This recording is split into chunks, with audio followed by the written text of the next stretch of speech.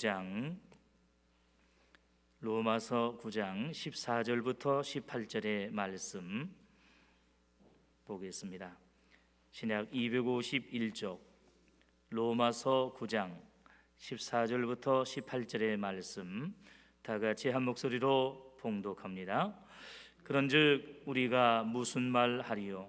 하나님께 불의가 있느뇨? 그럴 수 없느니라. 모세에게 이르시되 내가 긍휼히 여길 자를 긍휼히 여기고 불쌍히 여길 자를 불쌍히 여기리라 하셨으니 그런즉 원하는 자로 말미암음도 아니요 다른 박질하는 자로 말미암음도 아니요 오직 긍휼히 여기시는 하나님으로 말미암음이니라. 성경이 바로에게 이르시되 내가 이 일을 위하여 너를 세웠으니 건너로 말미암아 내 능력을 보이고 내 이름이 온 땅에 전파되게 하려 함이로라 하셨으니 그런즉 하나님께서 하고자 하시는 자를 긍휼히 여기시고 하고자 하시는 자를 강팍해 하시느니라. 아멘. 할렐루야. 오늘도 주님의 은혜와 평강이 함께 하시는 복된 하루의 삶이 되시기를 바랍니다. 오늘 말씀의 제목은 하나님의 의로우심과 주권입니다. 구원은 어제 살펴본 것처럼 이제 하나님의 놀라운 은혜 가운데 우리에게 주어진 선물입니다. 영적인 특권과 기회를 살리지 못한 이스라엘 민족의 죄를 지적하면서 하나님의 무조건적인 그 선택과 은혜를 강조했던 바울은 오늘 본문에서 이러한 선택과 구원에 있어서 하나님의 의로우심과 주권을 결론적으로 선언합니다. 첫째, 하나님은 불의가 없으신 의로우신 분이십니다. 본문 14절에서 바울은 하나님의 속성과 사역에 있어서 중요한 질문과 답을 합니다. 그런즉 우리가 무슨 말하리요? 하나님께 불의가 있느뇨? 그럴 수 없느니라고 바울은 선포합니다. 바울은 어제 압달락에서 살펴본 대로 이스마엘과 이삭과 또한 에서와 야곱 가운데서 당시 유대인의 풍습과 전통과 신앙적 고정관념을 깨고 동생이었던 이삭과 야곱을 믿음의 후손으로 선택하여 복 주신 것처럼 영적인 특권과 구원의 기회를 살리지 못한 유대인과 이스라엘 민족보다 이방인들에게 구원의 복과 은혜를 허락하셨던 하나님의 놀라운 구속 경륜과 구원 역사를 정리하면서 우리 인간은 어느 누구라도 무슨 말과 어떤 말을 할 수 없다라고 선언하면서 무엇보다도 하나님께는 어떤 불의와 불법이 없고 상대적으로 의로우심과 선하심만 있음을 선포하며 강조합니다. 여러분, 선민이었던 유대인과 이스라엘의 오해와 착각이 무엇이었습니까? 그들은 혈통적인 아브라함의 후손이면 이제 선민이면 자동적이고 당연하게 하나님의 복과 구원을 받을 줄로 교만한 채 불의와 불법을 일삼았기 때문에 결국 선민과 구원의 복과 기회를 살리지 못했던 것입니다. 사실 구약 성경에 보면 사사기를 비롯해서 수많은 선지서에 이르기까지 하나님께서 선민 이스라엘이 범죄할 때마다 얼마나 많이 그 심판을 연기하시고 참고 인내하시며 이스라엘 백성들에게 회개할 기회를, 구원 얻을 기회를 허락해 주셨습니까? 그럼에도 불구하고 이스라엘은 습관처럼 반복적으로 범죄하며 타락했습니다. 오늘 우리들의 과거의 모습이기도 합니다. 결과적으로 하나님께서 불의하신 것이 아니라 이스라엘이 불의했습니다. 우리 인간이 부정했고 불순종했습니다. 하나님은 수없이 선을 베풀어 주셨지만 이스라엘이 악으로 갚았던 것입니다. 하나님의 그 마음이 얼마나 안타깝고 또한 아쉬웠겠습니까? 구약 하박국서에 보면 한때 하박국 선지자도 선지자도 하나님께서 범죄한 이스라엘을 심판하시는 것은 이해하면서도 자신들의 죄는 인정했습니다. 그러나 정작 하나님께서 부정한 이방 민족을 통해서, 아스를 통해서, 혹은 또한 바벨론을 통해서 선민인 이스라엘을 심판하시는 것에 대해서 불이하게 생각하고 하나님께 불평불만했습니다. 또한 요나 선지자도 이스라엘의 철천지 원수였던 아스루 제국의 수도인 니느웨로 가서 말씀을 전파하라는 하나님의 명령을 받았을 때에 민족적인 편견을 가지고 불순종했습니다. 정반대 방향이었던 다시스로 도망갔다가 큰 물고기 뱃속에서 3일 동안 철저하게 회개한 후에 결국 니느웨로 가서 회개의 말씀을 선포했던 것을 우리는 기억하고 있습니다. 여러분, 앞에서 언급한 하박국 선지자와 요나 선지자도 처음에는 인간적인 나쁜 감정과 민족적인 편견을 가지고 하나님을 원망하며 불순종했지만 나중에 이방인의 회개와 더불어 이방 민족을 회초리로 사용해서 궁극적으로 이스라엘을 연단하시고 구원하시는 하나님의 놀라운 구속의 섭리를 깨닫고 오히려 하나님을 더 높이 찬양하며 영광 돌린 줄로 믿습니다.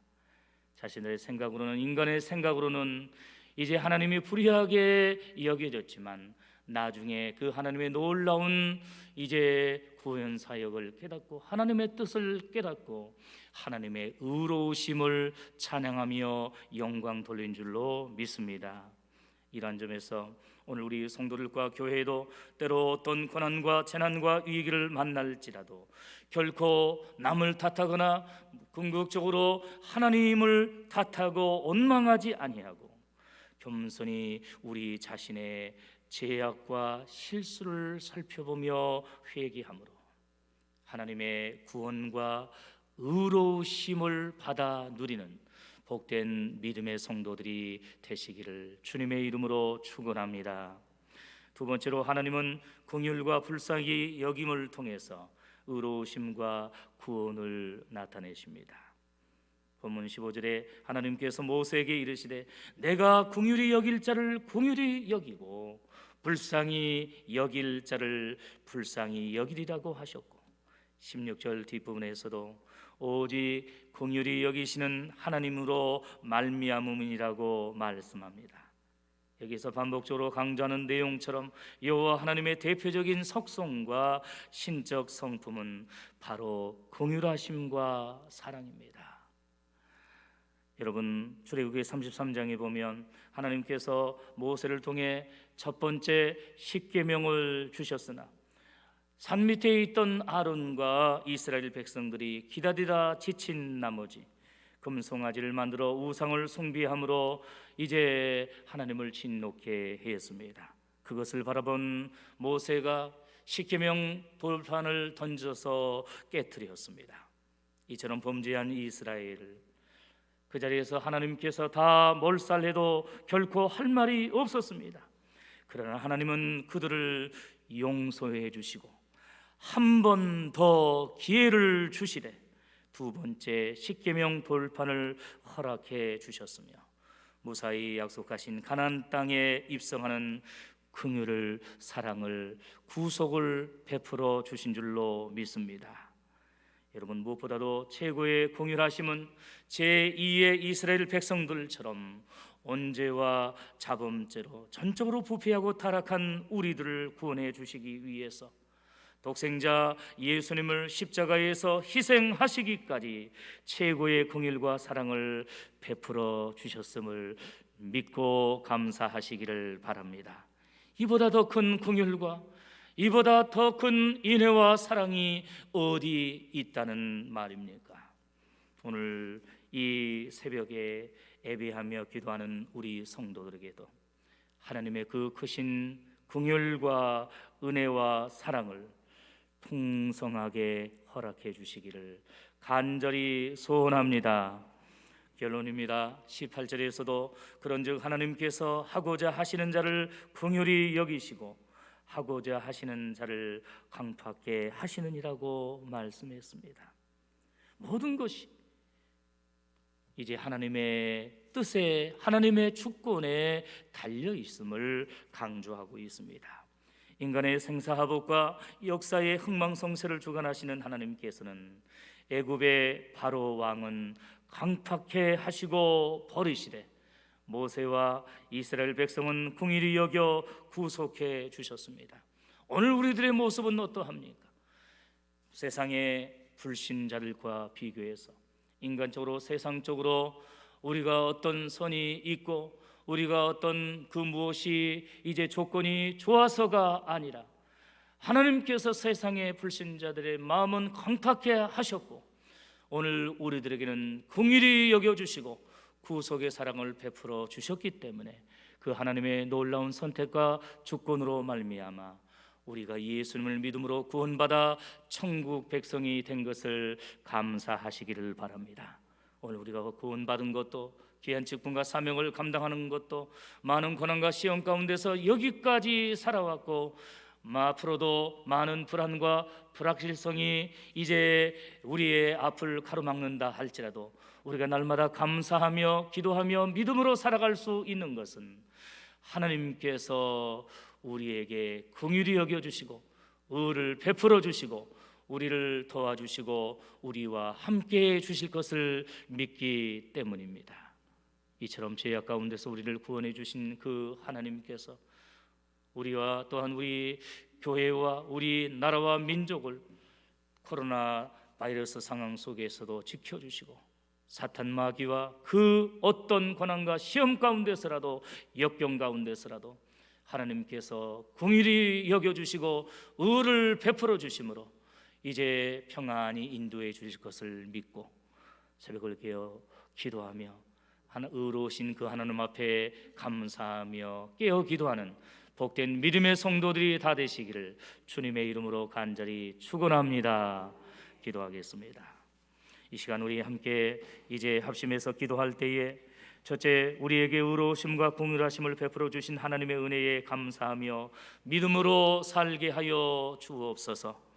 두 번째로 교회의 예배와 또한 사명 감당과 또한 성도들의 건강과 평안을 허락하여 주시옵소서. 세 번째로 코로나 바이러스의 종식과 일상과 신앙의 회복을 허락하여 주옵소서. 우리 주